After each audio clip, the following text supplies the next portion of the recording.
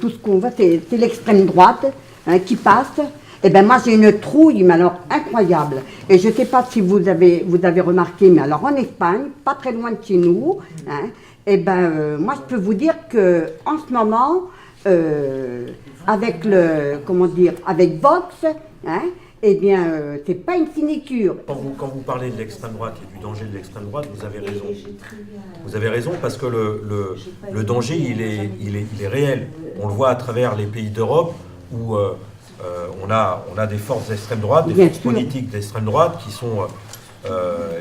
qui arrivent au pouvoir et qui mènent une politique, alors qui est exactement la même que les autres partis vis-à-vis des intérêts des grands patrons, et puis c'est une politique à chaque fois anti-ouvrière, mais qui sert la vis, en tout cas qui a un discours extrêmement diviseur entre les pauvres.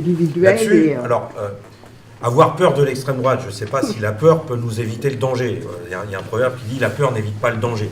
Par contre, oui, il faut être préoccupé.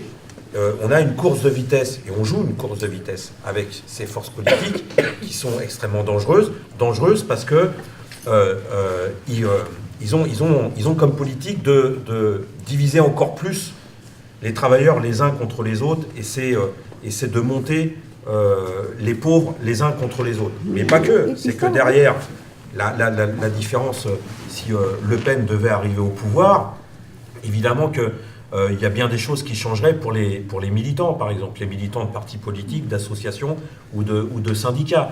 Bien sûr que sans doute qu'on se ferait attaquer, sans doute qu'on n'aurait pas forcément la même vie. On n'aurait pas le même confort, la même liberté pour défendre nos idées, pour manifester dans la rue, etc. Quoique, on voit avec Emmanuel Macron que manifester dans la rue, c'est quand même compliqué aujourd'hui, et c'est de plus en plus compliqué. Mais c'est là où il faut pas désespérer, et c'est là où il faut... et c'est pour ça qu'on se présente à ces élections européennes, justement pour défendre des idées, les idées de la lutte de classe, qu'il faut les remettre à l'ordre du jour. C'est ça qui a été perdu, parce que ça a été perdu dans les entreprises, dans le camp des travailleurs, au sein du monde du travail. Ça a été perdu parce que c'est des idées qui ont été combattues par les grands partis de gauche, combattues par les confédérations, les directions de syndicats, parce que ça a été remplacé par l'électoralisme. C'est que quand on était un travailleur, avant, le réflexe, l'instinct, enfin c'était un réflexe, c'était une formation, c'était de l'éducation, c'est en luttant qu'on peut changer notre sort. Voilà. Et ça a été combattu.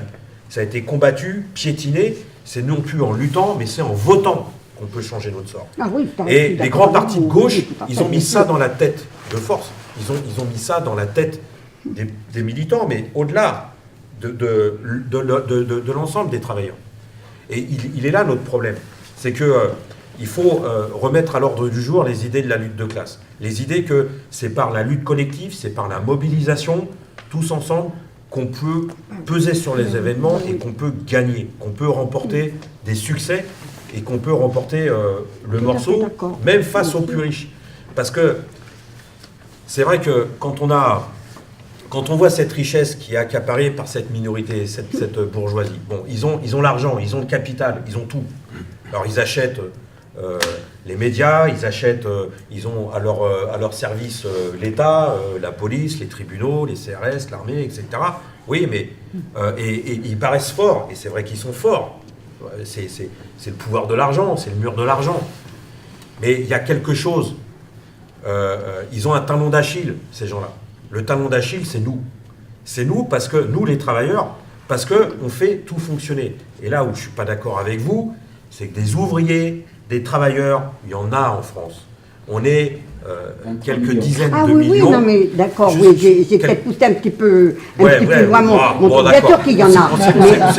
Bien sûr qu'il y en a. Mais il y en a combien par rapport... Madame, c'est la majorité. C'est 95% de la population aujourd'hui en France. 80%? Mais oui, c'est nous qui faisons tout fonctionner.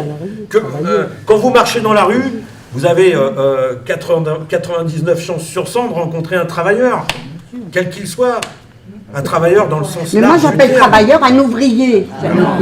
Enfin, bon, pardon, oui. Bon, Une infirmière. tout le monde, celui qui travaille évidemment est un travailleur. Alors, Mais- on va se mettre d'accord. Mais bien Madame, sûr. madame, mais madame, madame, madame, on va se mettre d'accord sur la définition. Un travailleur, pour nous, un travailleur, c'est celui qui n'a que son salaire pour vivre. Et quand vous faites l'addition, il y a beaucoup de gens en France qui ne vivent que de leur salaire ou de leur pension de retraite, ce qui sont des vieux travailleurs. C'est ça pour nous la classe ouvrière. C'est ceux qui n'exploitent personne, c'est ceux qui ne vivent que de leur travail Là, ou de leur pension alors de moi retraite. j'aime bien la Bah, classe ouvrière, vous avez raison. Bon, alors, voilà, Moi, c'est bien. moi, je suis pour la classe ouvrière. Ça, c'est Non, fait. je suis pour la classe ouvrière. Hein? Voilà, vous avez raison. Voilà.